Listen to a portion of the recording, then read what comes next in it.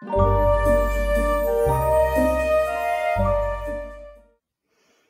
bonsoir mes petits et grands sorciers et sorcières. J'espère que vous allez bien et que, vous êtes contents, autant en tout cas que moi, de retrouver les jeudis contés du Calice au Cristo.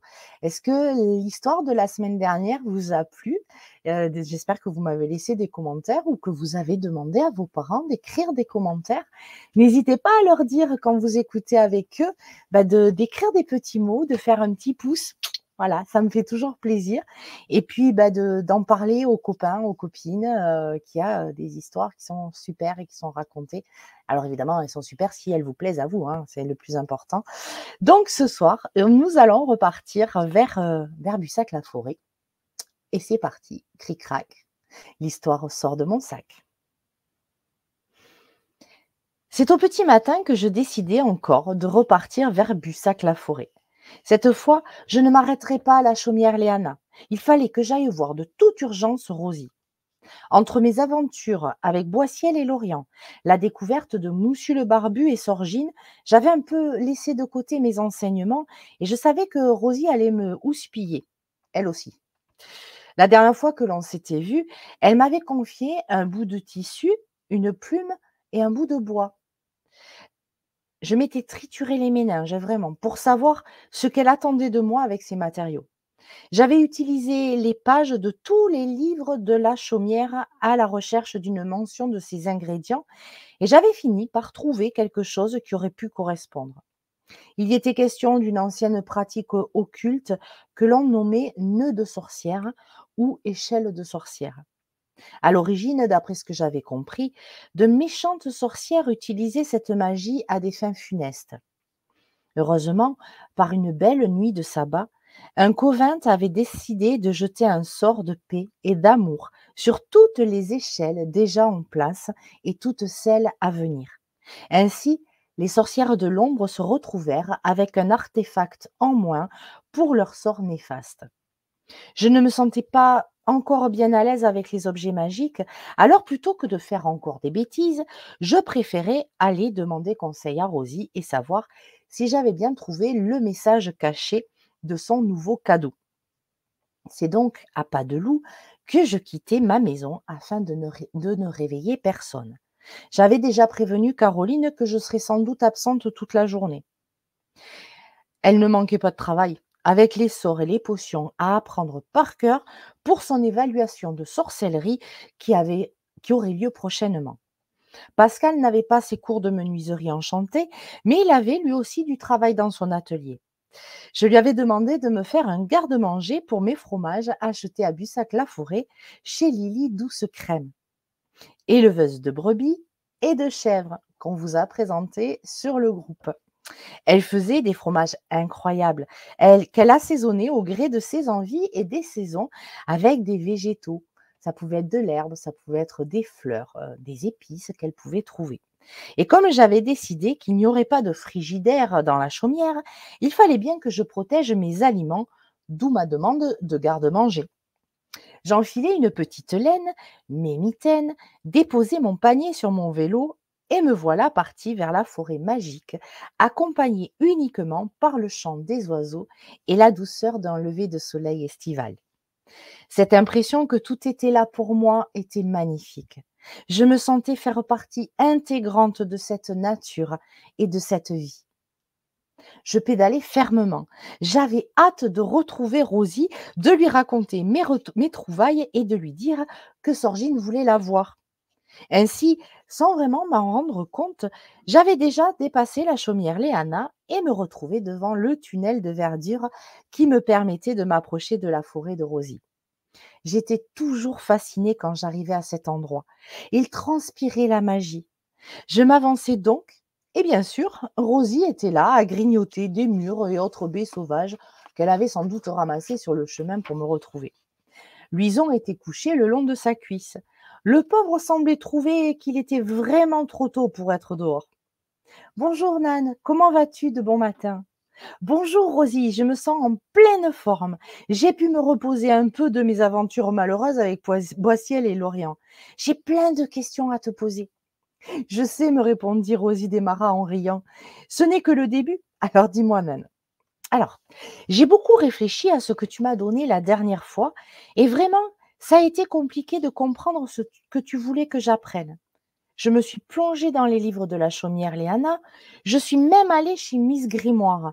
D'ailleurs, son chat n'a pas beaucoup apprécié ma présence. Il a feulé comme s'il avait rencontré un kangourou. Miss Grimoire a semblé étonnée de le voir réagir comme ça, parce que normalement, il ne fait ça qu'en présence de fantômes. Pas très rassurant, le bestiau, et surtout pas très malin. Je suis bien en vie, hein, moi quand même, je suis pas un fantôme.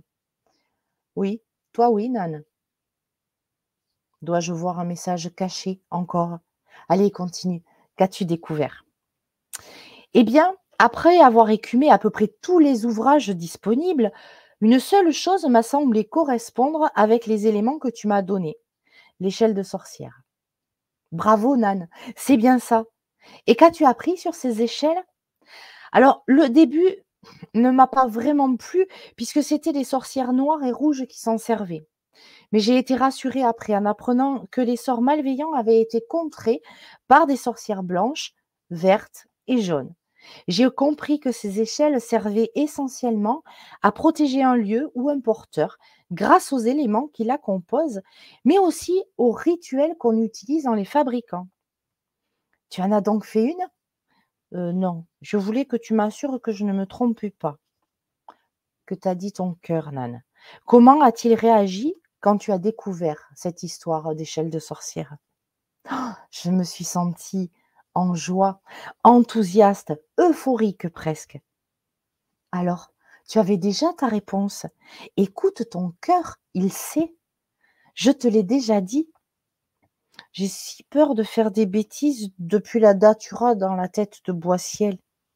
Oui, tu as fait une erreur, mais tu l'as réparée.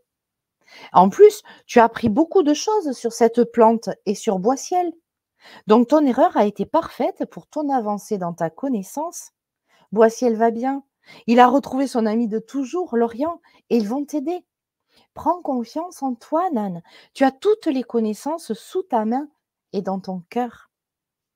Je sais, Rosie, mais j'ai un peu peur, je crois. C'est normal d'avoir peur. Ne te laisse pas paralyser par ta peur.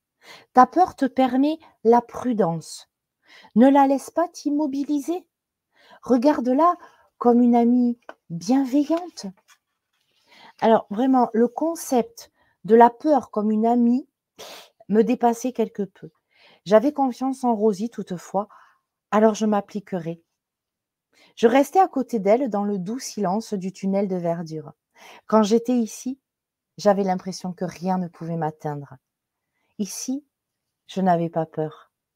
Ici, je me sentais pleinement moi, à ma place, comme dans ma chaumière.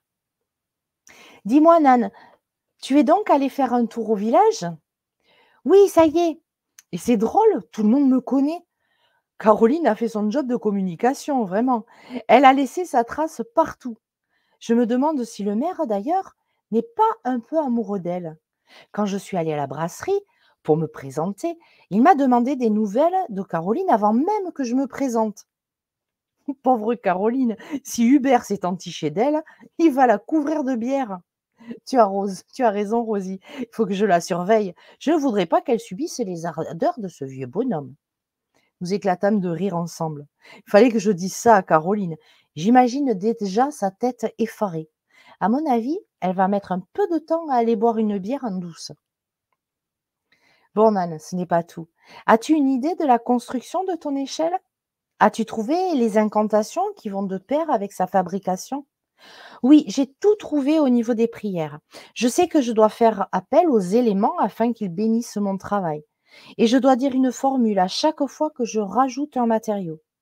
D'ailleurs, si ça ne te dérange pas, je voudrais mettre plus de choses que ces 3 éléments que tu m'as confiés.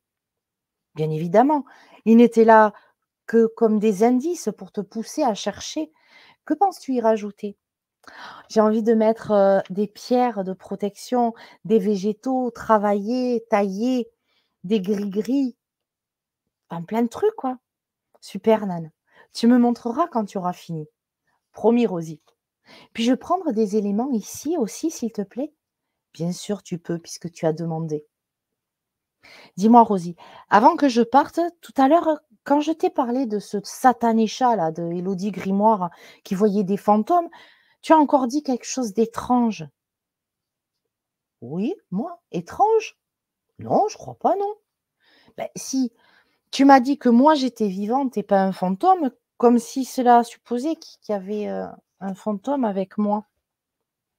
Nan, tu as toujours la tourmaline noire, hein. Bien sûr, un cadeau, c'est un cadeau. Alors, tu vas méditer avec elle, comme je te l'ai appris, et tu vas lui demander si tu es seule. Et, et tu verras.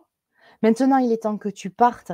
Moi, de mon côté, je dois faire des préparatifs importants car je vais devoir entreprendre un voyage. Un voyage? Mais tu pars longtemps? Ne t'inquiète pas, Nan. Tu sais bien que le temps ne passe pas pareil dans la forêt magique et dans le monde des hommes. Peut-être que tu ne vas même pas t'apercevoir de mon départ. Tu vas où? Tu vas faire quoi? Ça fait partie des secrets de la forêt et de ses habitants. Peut-être qu'un jour je te raconterai, mais pas encore. Toujours des secrets, hein. J'en ai marre. Moi, il faut toujours que je devine tout, on me dit rien. Arrête d'être bougonne, Nan. Regarde, même Luison te regarde en se moquant de toi quand tu fais ça. En effet, le furet grassouillet me regardait les yeux plissés, avec un sourire au coin de sa bouche. Il fallait vraiment que j'arrête de me comporter comme une enfant impatiente. Je me relevai du banc de mousse, ramassai quelques écorces de hêtre, des brindilles de noisetier, des glands, des mini-pines de pin. Je ramassai aussi quelques plumes, remerciai Rosie pour ce temps passé en sa compagnie. Et je lui dis aussi que Sorgine voulait la voir, mais bien évidemment, elle le savait. Bon voyage, Rosie. Prends soin de toi. À bientôt, Louison. Au revoir, Nan. J'ai hâte de voir ta première échelle. Tu me raconteras sa naissance? Promis, Rosie. Je prenais le chemin en sens inverse, retrouvais mon vélo et rangeais mes nouveaux trésors dans mon petit panier. Rosie n'avait rien ajouté cette fois-ci. J'espère que mon caractère ne l'avait pas froissée et surtout qu'elle ne m'abandonnait pas pour trop longtemps. Je me sentais un peu triste de la voir partir, même si je savais que j'allais la revoir bientôt. Cric-crac, l'histoire rentre dans mon sac. J'espère que cette histoire vous a plu, que ça vous aura donné envie d'avoir votre propre échelle de sorcière, pourquoi pas. Et si vous voulez en voir, je vous invite à aller sur le groupe et la page Facebook Naturo Mystique où j'ai présenté du coup les 5 premières échelles que j'ai faites puisque entre-temps, entre l'histoire quand je suis rentrée, vite, je m'y suis mis à faire. Alors, j'ai fait la mienne et puis après, j'en ai fait d'autres. Donc, je vous invite à aller les voir et puis, pourquoi pas, demander votre propre échelle de sorcière en fonction de ce dont vous avez besoin. Comme d'habitude, je vais vous demander de partager l'histoire, d'en parler autour de vous, de l'envoyer en MP aux gens et puis de me mettre des pouces, des commentaires. Ça me fait toujours plaisir quand vous me dites comment vous avez reçu cette nouvelle histoire. Pourquoi pas me dire aussi quels sont les personnages que vous aimez le plus. Je sais qu'il y a certaines personnes qui aiment bien les personnages bougons, alors du coup, ils doivent bien m'aimer aussi. Et voilà, dites-moi ce que vous aimez, qui vous aimez le plus et puis si vous avez envie que je continue quand même parce que c'est important.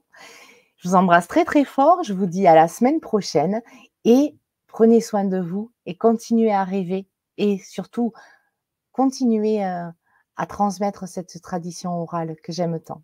Je vous embrasse.